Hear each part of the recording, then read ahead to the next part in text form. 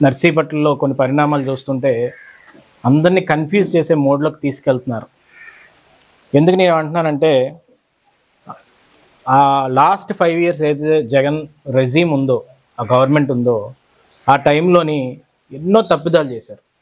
నర్సీపట్నాన్ని ఒక గాంజాయి హబ్ కింద తయారు చేసి వైసీపీ నాయకులే కొంతమంది కార్యకర్తలు గాంజాయి విషయంలో కూడా ఇన్వాల్వ్ అయ్యి వరంగల్లో లారీలు దొరికిపోవడం కానీ, లేకపోతే ఎన్నో విషయాల్లోని వాళ్ళు డైరెక్ట్గా దొరికిపోయారు. నర్సీపట్నం అభివృద్ధి విషయం చూస్తే అన్నీ కూడా కళ్ళబొల్లు కబుర్లు చెప్పడం, మేఘాల్లో మేడలు కట్టడం, ఇవన్నీ చేశారు తప్ప అబద్ధాలు చెప్పి నర్సీపట్నం ఇంటర్నేషనల్ మీడియాలో కూడా ఒక డాక్టర్ మాస్క్ ఇవ్వక చనిపోయిన వైనాన్ని కూడా ఇంటర్నేషనల్ మీడియా వరకు వెళ్ళిపోయింది. ఎవరన్నా ఆ సమయంలో నర్సీపట్నం గురించి మాట్లాడుతున్నప్పుడు అక్కడ డాక్టర్ సుధాకర్ గారు చనిపోయారట కదా, లేదా అక్కడ గాంజా అమ్ముతారట కదా, ఇలా ఈ విషయమైన బ్రాండ్ని, ఒక వర్స్ట్ బ్రాండ్ని తయారు చేసి 5 సంవత్సరాలు నాశనం చేశారు. ఎందుకు? దానికి కారణం ఏంటంటే ఒక సరి అయిన నాయకత్వం లేక. ఎందుకు ఆ నాయకత్వం లేదని నేను అంటానంటే, ఒక సీఎం దగ్గరికి వెళ్ళి సత్తా ఉండి, దమ్ముండి, బల్లగుద్ది నాకు ఇది కావాలి అని అడిగే సత్తా ఒకటి ఉండాలి. రెండోది, ఏ డిపార్ట్మెంట్స్ నుంచి నిధులు తేవచ్చు, ఇవన్నీ కూడా ఆలోచించే వైనం కానీ ఆ విధానం కానీ తెలిసి ఉండాలి. అయ్యన్న పాత్ర గారు ఏంటంటే తెలియకపోతే తెలుసుకొని గ్రౌండ్ డౌన్ టు ఎర్త్ ఉండి నర్సీపట్నాన్ని ఇప్పుడు దాకా అభివృద్ధి చేసే ఆయన గురించి మనం చెప్పవసరం లేదు. అయ్యన్న అంటే అభివృద్ధి, అభివృద్ధి అంటే అయ్యన్న అని చెప్పి తీసుకెళ్తుంటారు.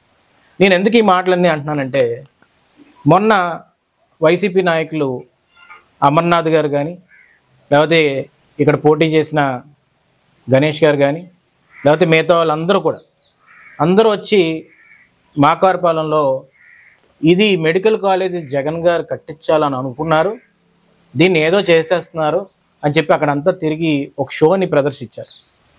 నేను క్లియర్గా ఇవన్నీ చూస్తూ మాకు నవ్వొచ్చే వైనం ఏంటంటే, జనాలకు కూడా నేను క్లియర్గా చెప్పదలుచుకునేది కన్ఫ్యూజన్ జరుగుతుంది. ఈ కన్ఫ్యూజన్ ఏంటంటే, ఫస్ట్ నేను అడుగుతున్న క్వశ్చన్ ఏంటంటే, 2021లో జగన్మోహన్ రెడ్డి గారు ఒక ప్రెస్ మీట్ పెట్టి ఆ ప్రెస్ మీట్లో అనకాపల్లి టౌన్కి మెడికల్ కాలేజ్ వచ్చిందని చెప్పి అక్కడ ప్రకటించడం జరిగింది. అనకాపల్లి టౌన్కి అని చెప్పారు. అంటే అనకాపల్లి అని వీళ్ళు అంటారు కానీ అనకాపల్లి టౌన్కి జరిగింది. దానికి క్లియర్ ప్రూఫ్ ఉంది. ఆ ప్రూఫ్ ఏంటంటే, ఆ రోజు జగన్మోహన్ రెడ్డి గారు ప్రెస్ మీట్ పెట్టిన వెంటనే ఇనాగ్రేషను అమర్ గారు, తర్వాత అవంతి శ్రీనివాస్ గారు.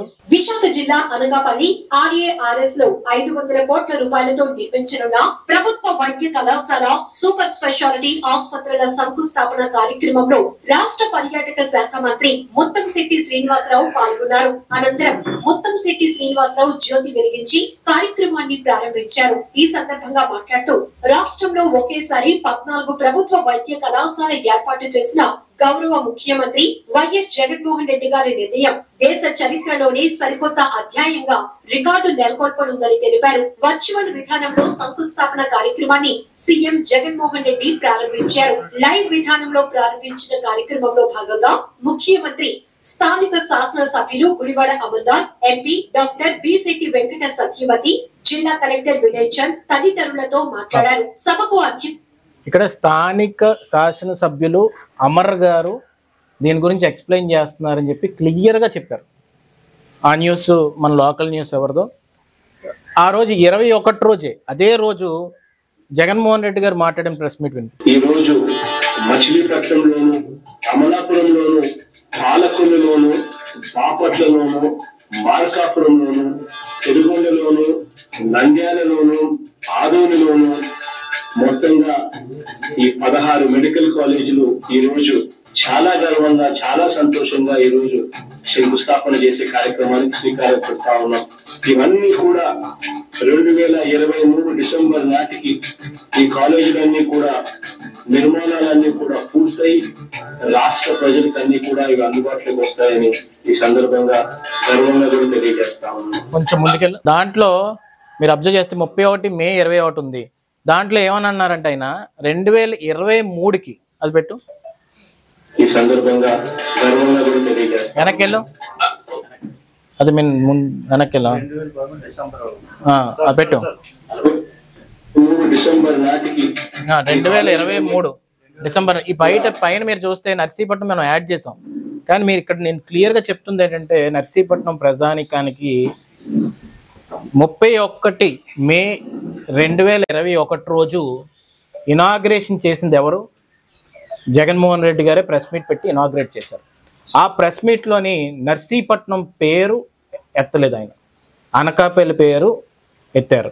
అనకాపల్లి నియోజకవర్గం అనకాపల్లి జిల్లా నిన్న ఎవరు అడుగుతుంటే మన అనకాపల్లి జిల్లా అండేది అంట. అనకాపల్లి జిల్లా కాదు, అనకాపల్లి టౌన్, అనకాపల్లి నియోజకవర్గంలో మెడికల్ కాలేజ్ పెడతానని చెప్పి జగన్మోహన్ రెడ్డి గారే స్వయంగా ఆ రోజు 31 మే 2021 రోజు అనౌన్స్ చేసి దాన్ని అమర్ గారి చేత మనకి అనకాపల్లిలో ఓపెన్ చేయించి స్థానిక శాసనసభ్యులే లీడ్ చేస్తారు ఈ సభనని చెప్పి క్లియర్గా ఆయన ఆ రోజు అనౌన్స్ చేయడం జరిగింది. అయితే ఆ మూమెంట్లో అక్కడ గణేష్ గారు కూడా ఉన్నారు. మరి ఆయన లేకపోయి ఉంటే ఆయన తెలియపోవచ్చు, కానీ ఆయన కూడా ఉన్నారు అక్కడ, మీరు చూసారు. ఇప్పుడు అక్కడ ఎంపీ అప్పుడు సత్యవతి గారు సార్ మా అనకాపల్లి నియోజకవర్గానికి ఈ మెడికల్ కాలేజ్ ఇస్తున్నందుకు నాకు చాలా సంతోషంగా ఉందండి అని చెప్పి ఆయన చెప్పారు. అక్కడ పోస్టర్ వేసి గ్రాఫిక్స్లోని అమర్ గారు ఎక్స్ప్లెయిన్ చేశారు, ఏమని ఇగో ఈ మెడికల్ కాలేజ్ ఇలా ఉందని చెప్పేసి అన్నీ చెప్పారు. ఇవన్నీ చూసిన తర్వాత నాకు అర్థం కాని విషయం ఏంటంటే ఆ సమయంలో ఏం జరిగిందో నర్సీపట్నం ప్రజానికానికి తెలియాలి.